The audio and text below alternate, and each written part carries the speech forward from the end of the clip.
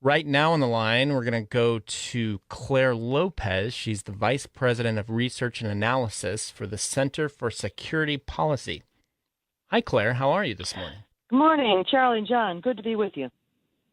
Absolutely. Now, today is a big day in the sort of North Korea back and forth. It's been a very volatile back and forth. And today we have a prominent North Korean official traveling to the White House. And apparently he's got a sealed letter to the president. What can you tell us about this? Well, we don't know much about that letter yet, certainly, but we do know that yesterday up in New York, this official, Kim Jong Un is his name. He's the closest advisor, apparently, to the ruler of North Korea, Kim Jong Un. He met up in New York with our Secretary of State, Mike Pompeo. There's remarkably little information coming out about that meeting except a statement from Secretary Pompeo saying that progress has been made, but he's still calling the proposed summit for June 12th expected meeting or, proposed meeting. So we're not quite sure where this is going yet. What a radical turnaround from, I don't know, was it a week ago or maybe 2 weeks ago at this point when the president sent his letter via social media. And, what a remarkable turnaround when it looked like this summit was not going to happen at all. And now we have a North Korean official in the White House this is possibly the first time in decades. Is that right? Well, the first that I know of in any case. But it's it's not necessarily a done deal yet at all. What Secretary Pompeo keeps repeating over and over again is that for the summit itself to take place, that would be in Singapore on June 12th, proposed. There would have to be some certainty about the sincerity of North Korea in agreeing to denuclearization, and as Secretary Pompeo puts it, it has to be complete, verifiable, and irreversible. That's not going to happen. That's not going to happen in our lifetimes. And even if Kim Jong Un or Pyongyang were perhaps so inclined to go in that direction, we're not really dealing with Pyongyang. We're not really dealing with Kim Jong Un. We're dealing with Beijing. We're dealing with the ruler of China, Xi Jinping, and he's not going to allow North Korea to denuclearize completely, verifiably, and irreversibly. Just not going to happen. I can't help but notice the difference in diplomacy, or the difference of how each president treated Kim Jong Un, and you saw the Obama administration just refuse to engage with him, which sort of caused him to make increasingly more radical statements.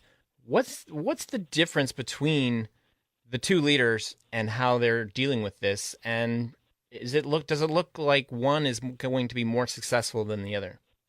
Well, President Trump obviously has taken the bull by the horns. He believes in a direct approach. He believes in directly challenging this ruler Kim Jong Un and Pyongyang, to make good on any kind of statement that they're offering.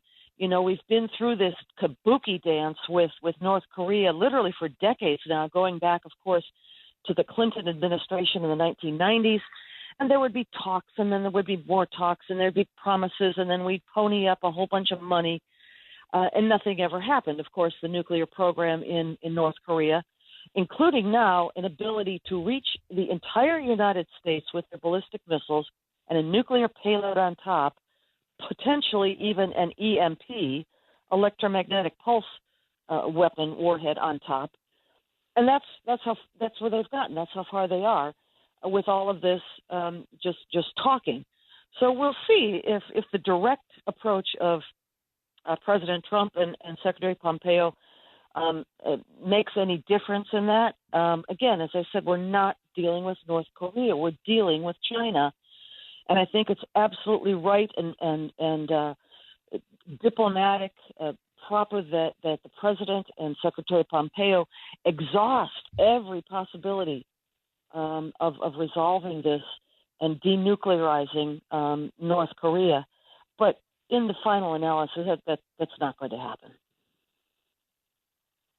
Now, when you say that we're negotiating with China and not actually negotiating with Kim Jong Un, what, in your opinion, why do you think the Chinese are letting this happen so far, and why do you think they're letting it sort of snap back in the sort of back into the idea that there will be negotiations, even though we had that rapid turnaround after the president basically accused them of messing up the original summit?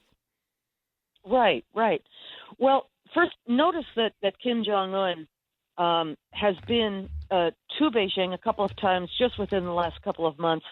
Once he traveled by train, once he flew, and that was to get his marching orders and to get the sequence of events all lined up with his elder brother, let's call him, in Beijing before he went forward with us, the Americans. But I think they're letting this play out as well for a couple of reasons. One, they're not sure yet, how firm, how strong the Trump administration will be in making demands and making them stick that prior American administrations did not do. And they're buying time. The North Koreans collapsed. They blew up that one mountain where they used to do their nuclear tests. There are probably other places where they can do it. Or even more alarming to me is the statement from Kim Jong Un, from the regime in Pyongyang, that said, we don't need to test anymore. We're already where we need to be. We've got what we need. That's more alarming to me than anything else. But I do think they're still buying time. They're playing for more time to finish, whatever development they need for their nuclear program, the missiles, the EMPs. We're in a very dangerous time right now. Hey, Claire, John Carney, I just want to put you on the spot. Do you think, they're still talking June 12th? What's your, nobody can predict the future, but what's your gut instinct? Do we get a summit or not? I suspect it may not happen. Secretary Pompeo is using very careful language when he talks about the potential meeting, the expected summit. Let's see what the letter has that this official Kim Jong-chol is bringing to the White House today. Let's see what's in there. Let's see where it goes. But if I had to say, and even Secretary Pompeo also said something to the effect of, this is a process that's going to take days and weeks, he said. Well, it's only less than 2 weeks now until the 12th. I don't see how, we make that deadline complete, verifiable, irreversible denuclearization.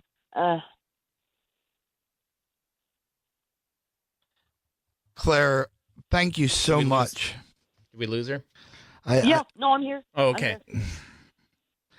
You're welcome. Very welcome. Yeah, no, I think that this is, so Charlie, I'm paying attention every day to the stock market, to the economy.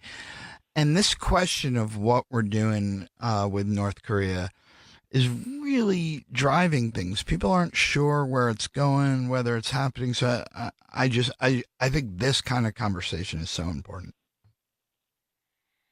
All right. Thanks so much, Claire. Have a good day. Thanks. You too.